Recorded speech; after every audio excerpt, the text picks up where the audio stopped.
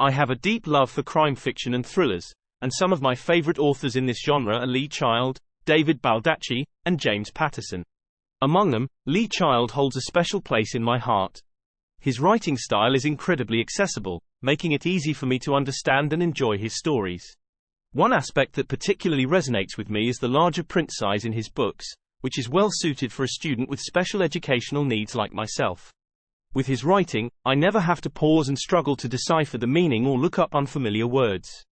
As I find myself nearing the end of this engrossing novel, I can't help but mention the thrilling helicopter scene in the last episode of Season 2.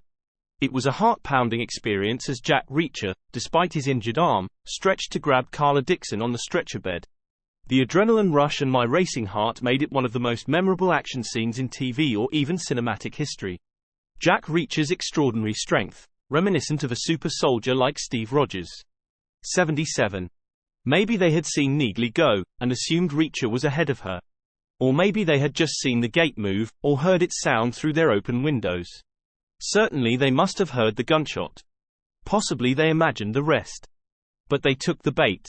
They reacted instantly. All three cars braked and maneuvered and turned and accelerated and headed for the street, fishtailing like crazy and spraying huge rooster tails of dirt high in the air. They went out through the gate like stock cars through a turn. Their headlights lit up the street like day. Reacher watched them go. He waited for the night to go dark and quiet again. Then he counted to 10 and moved slowly along the Bell's starboard flank. He ignored the cockpit door. He moved right past it and put his hand on the rear door's handle. He tried it. It was unlocked. He glanced over his shoulder at the pilot's hut. No movement there. He eased the handle down. The latch came free. The door opened. It was wide and light and tinny. Like a panel van's. Not at all what he was expecting. Not heavy and pneumatic like an airliner's. He held the door 2 feet open and looped around it and climbed inside.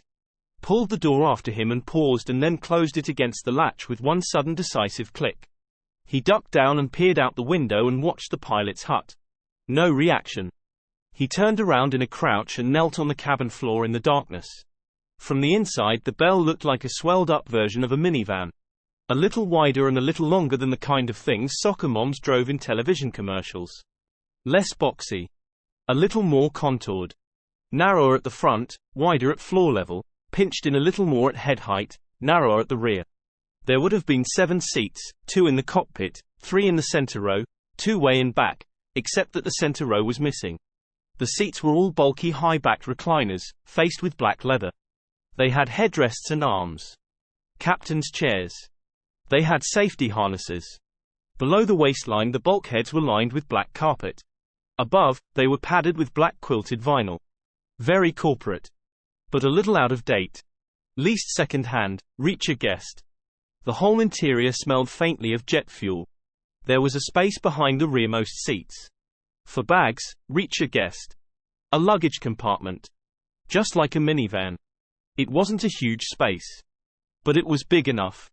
He found the levers and flopped the seat backs forward. Climbed over and sat down on the floor, sideways, with his legs out straight and his back jammed against the side bulkhead. He took the captured cigs out of his waistband and laid them on the floor, next to his knees. He leaned forward and hauled the seat backs upright. They clicked and locked in place. Then he slumped down to test whether he could get low enough to keep his head out of sight. Probably, he thought. He raised his head again. The cabin windows were misted with dew. Dark and grey and featureless. Like television screens, turned off. Nothing was happening outside. Noises were dulled. Clearly the carpet and the quilting doubled as soundproofing layers. He waited. 5 minutes. 10. Then the misted windows lit up with bright moving shapes and shadows. The cars, coming back. 3 sets of headlight beams, bouncing and turning. They played on the glass for a moment and then they stopped and stabilized. Then they died altogether. The cars, back in the lot. Parked. Reacher strained to hear. He heard nothing except slow footsteps and low voices. Agitation, not triumph. The unmistakable sound of failure. The search was over. No success. He waited. 78. He waited and grew cold and cramped from sitting still. He pictured the scene 40 yards away, Morney's body in the doorway, the empty Samsonite in the office, discussion, argument, pacing, panic, confusion, apprehension. The side of his face was inches from the seat. Back in front of him. The leather was close enough to smell. Normally he would have been in severe distress. He hated confinement. Claustrophobia was as close as he ever came to fear. But right then he had other things on his mind. He waited. 20 long minutes. Then a door opened up front and the helicopter dipped and settled as its undercarriage compressed and recovered. Someone had climbed aboard. The door closed. A seat creaked. A harness buckle clicked. Switches clicked. Faint orange light jumped from dozens of instrument faces and threw sudden shadows on the roof. A fuel pump whirred and chattered. Reacher leaned forward from the waist and moved his head until one eye was lined up with the gap between the seats. He saw the pilot's leather sleeve. Nothing more. The rest of the guy was invisible behind his bulky chair. His hand was dancing over switches and touching the faces of dials one by one as he ran through pre-flight checks. He was talking to himself, quietly, reciting a long list of required technicalities like an incantation. Reacher pulled his head back. Then there was an incredibly loud noise. It was halfway between a gunshot and a split-second blast of compressed air. It came again, and again, and again, faster and faster. The starter mechanism, forcing the rotor around. The floor shook. Then the engines fired up and gears meshed and the rotor caught and settled to a lazy whop-whop idle. The torque rocked and twisted the whole craft on its struts, just a little, rhythmically, like it was dancing. The interior was filled with a loud thrumming noise. Driveshafts whirred and spun overhead. Jet exhaust whined outside, high-pitched and piercing. Reacher jammed the muzzles of the captured SIGs under his legs so that they wouldn't bounce and rattle and slide. He took his Glock from his pocket and held it down by his side. He waited. A minute later the rear door was wrenched open. A blast of louder noise flooded in. After the noise came the acrid smell of kerosene. After the kerosene came Carla Dixon. Reacher moved his head an inch and saw her dumped on the floor head first like a log. She came to rest on her side, facing away. Her wrists and ankles were tied with rough sisal rope.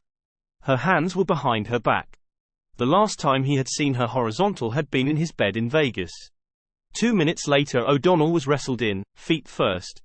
He was bigger and heavier and landed harder. He was tied up the same way as Dixon. He rolled face down alongside her, his feet next to her head. They lay there together like cordwood, moving a little, struggling against the ropes. Then the struts bounced again and Lennox and Parker climbed aboard. They shut the doors and dumped themselves down in the rear seats. The seat back in front of Reacher sagged against a loose mechanism and touched him on the cheek. He jammed his head harder into the corner. His crew cut scraped across the carpet. The rotor turned slowly, whop, whop, whop. The suspension knelt and rose, front left corner, right rear corner, less than an inch, like dancing. Reacher waited. Then the door up front opposite the pilot wrenched open and Alan Lamaison dumped himself in the seat and said, "Go." Reacher heard the turbine spin up and felt the thrill and shiver of vibration fill the cabin and heard the rotor note change to an urgent accelerating whip whip whip and felt the whole craft go light on its wheels. Then they were airborne. Reacher felt the floor come up at him. He heard the wheels pull upward into their wells. He felt rotation and drift and a long steady climb and then the floor tilted forward as the nose went down for speed. He braced himself against spread fingers to stop himself sliding into the seat in front of him. He heard the engine noise settle to a muted whine and then the unique pendulum sensation of helicopter transport came right back at him. He had done his fair share of fast miles in rotary aircraft, a lot of them sitting on the floor. A familiar experience. For now.